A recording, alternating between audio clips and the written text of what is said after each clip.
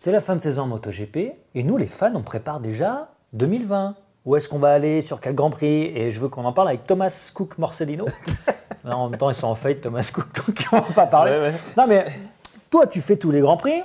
Alors, en tant que professionnel. Ouais, c'est vrai que j'ai pas accès aux zones. Enfin, je vais très rarement dans les zones spectateurs parce que j'ai pas le temps. Moi, j'en ai fait quelques-uns, donc on va pouvoir un petit peu échanger là-dessus, de voir ce qui est le mieux à faire. Est-ce que tout de suite, il y en a un qui ressort?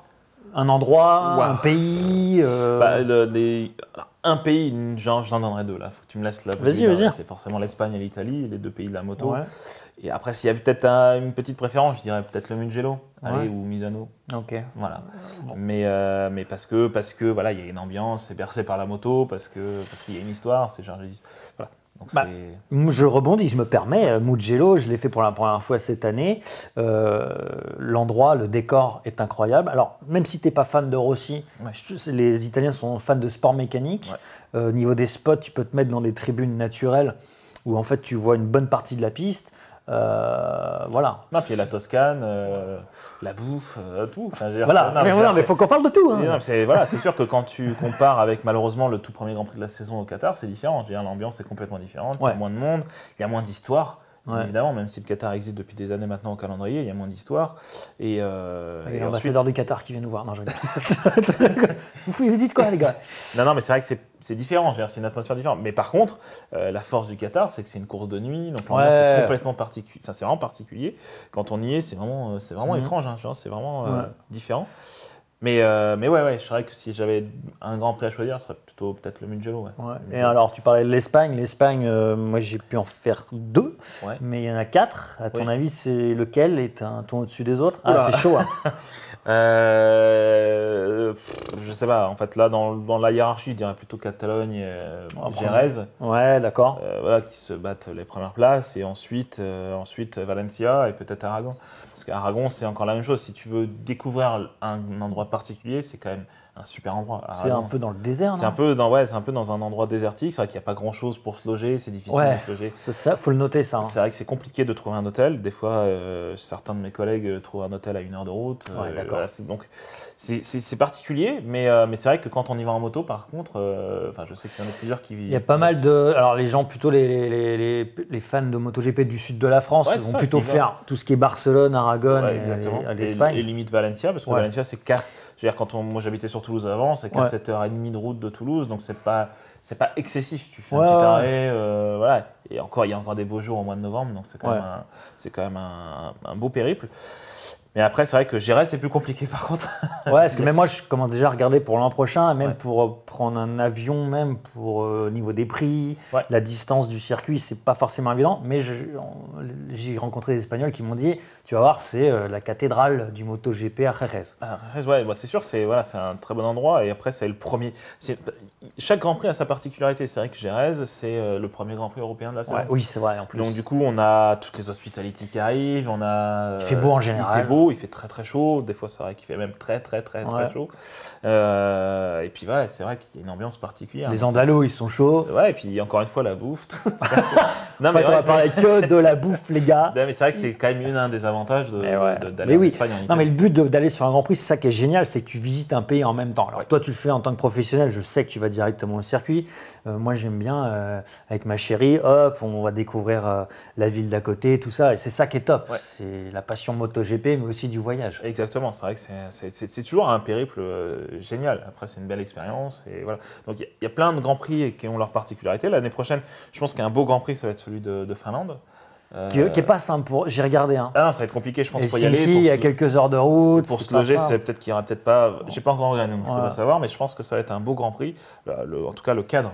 J'ai vu les photos, ça a l'air fantastique. Ça a l'air vraiment génial. Et puis après, il y aura d'autres circuits qui vont arriver, l'Indonésie, le Brésil. Donc voilà, donc c'est vraiment. Bon, là maintenant, on va manger des pâtes déjà. C'est vrai que le calendrier s'expatrie entre guillemets, se diversifie vraiment dans tous les pays du monde. Et donc c'est vrai que c'est moins évident de se déplacer comme à l'époque où on pouvait faire 4, 5, même voire une dizaine de Grands Prix sur la saison en Europe. Là, c'est peut-être un peu plus compliqué, mais c'est vrai qu'il y a... Bon, je reviens sur la première question, c'est vrai que le Mugello, c'est l'un des plus beaux, mais il y en a d'autres. On l'a fait ensemble, moi je trouve que, j'en parle à tout le monde, je trouve que l'Autriche, il est un ton... Enfin, il est vraiment, il est au top. Le décor, en fait, je pense que c'est le décor que je mets en avant là-dessus. C'est vrai que le circuit est planté dans les vallonné, dans les montagnes. C'est un super circuit, mais encore une fois, l'une des difficultés, c'est de se loger. Oui, parce qu'on était à 45 minutes, on a pris un Airbnb à 45 minutes, donc il faut pouvoir le faire. C'est pas forcément simple. Ça, c'est pas simple. Après, tu peux camper. J'ai bien vu aussi. Mais après, tu vois, le climat, des fois, s'y prête pas trop. C'est vrai que c'est compliqué. Il fait froid. La toute première saison en Autriche, il faisait très froid. Donc c'est vrai que c'est voilà. Mais bon, il y en a qui vont bien se mouiller au Grand Prix de France. C'est pareil. Je veux dire, tu peux toujours camper sur tous les circuits. Et c'est quoi les pires? Ouais, je devrais pas. Tu t'attendais pas? Non, mais les pires ou les moins bien. Moi, souvent, je demande les gens. J'ai eu 2-3 échos sur Silverstone. Moi, j'ai fait Silverstone. J'ai adoré parce qu'il y a une ambiance anglaise où tu peux boire ta petite bière, tu bois ton thé. Voilà, mais c'est pas celui. Enfin, j'entends beaucoup de critiques sur Silverstone. Moi, personnellement, je trouve ça très sympa. C'est l'ambiance Grande-Bretagne. J'aime bien cette ambiance-là aussi. Alors, après, peut-être ceux qu'on critiquait, c'est ceux qui étaient en 2018 aussi. Ah oui, non, mais c'est sûr que l'année dernière, c'est sûr que l'année dernière, c'était particulier. Il a plu vraiment tout le week-end. Mais si on prend le Grand Prix de Valence l'année dernière, il avait plu tout le week-end aussi. C'était quand même assez compliqué. Non. Après, alors on va dire le moins plaisant à aller. Là, tu me prends de court parce que t'aimes le MotoGP. Non, mais je réfléchis. Si on prend. Après, t'as quoi? Moi, j'ai adoré République Tchèque, je trouve ça génial. Il y a un côté encore années 90 presque. Il y a une histoire. Il y a une histoire. C'est vallonné, c'est en pleine forêt. Quand tu passes dans la ville, tu peux passer dans la ville pas loin du circuit et t'as encore les anciennes pitbox, t'as l'ancienne ligne droite. Donc c'est vraiment, chaque circuit, encore une fois. Parce que même, on n'en parle pas, mais j'entends pas mal de potes, ils me disent va voir Assen, parce qu'il y a une ambiance de fou. Exactement. Assen, c'est le seul circuit qui figure. Je crois, je ne veux pas dire de bêtises, mais qui a figuré au calendrier depuis le début du championnat. Donc c'est une histoire. Il a 70 ans le circuit. Donc au moins 70 ans d'histoire. Mon pépé. C'est clair. Donc non, c'est un très beau circuit aussi. Et non, après, je réfléchis, mais. Non, mais voilà, c'était pour t'embêter. Non, mais honnêtement, il y en a tous. Ont quelque chose. Ouais, c'est ça. De nous de Tennessee. Non, mais ils ont tous un charme. C'est ça. Comme je disais, même le Qatar, qui est quand même on va dire le moins plaisant au niveau touristique. Ouais.